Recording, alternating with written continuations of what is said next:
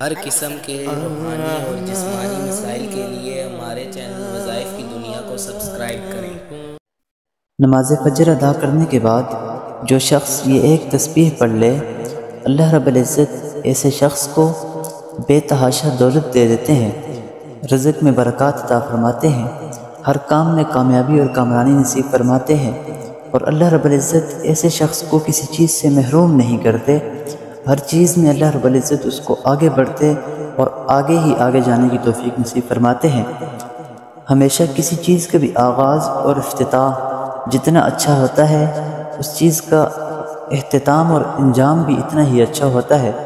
اسی طرح انسانی زندگی کے اندر دن کا آغاز فجر سے ہوتا ہے، جو شخص دن کا آغاز نماز فجر ادا کرنے کے بعد کر لے اور نماز فجر سے دن کا آغاز کرے، ایسے شخص کا دن بڑا ہی قیمتی گزرا کرتا ہے، اور اللہ رب العزت دن بھر انسان کو ساری نمازیں پڑھنے کی توفیق نصیب فرماتے ہیں۔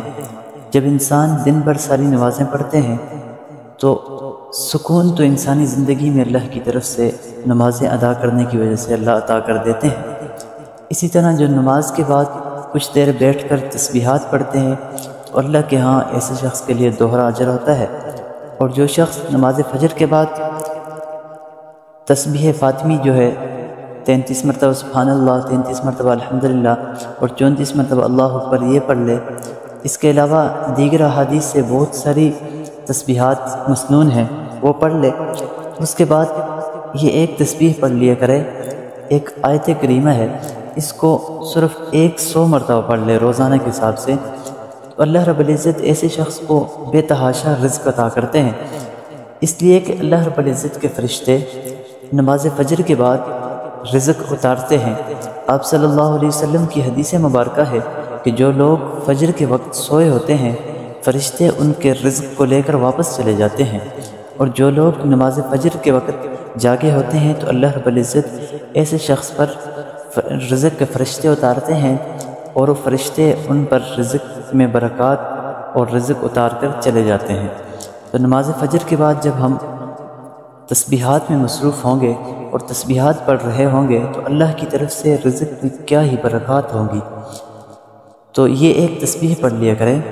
اللہ لطیف بعبادہ یرزق من یشاء وہو القوی العزیز۔ اس آیت کریمہ کو 100 مرتبہ کم سے کم پڑھے، اور اگر اتنی نہ پڑھ سکے تو کم سے کم 81 مرتبہ یعنی 81 مرتبہ اس کو پڑھ لے۔ اللہ رب العزت ایسے شخص کی رزق اور مال و دولت اس کو بے تحاشا عطا کریں گے۔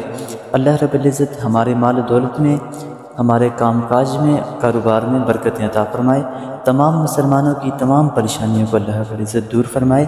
اور زندگی کے تمام معاملات آسان فرمائے۔ وآخر دعوانا الحمدللہ رب العالمین۔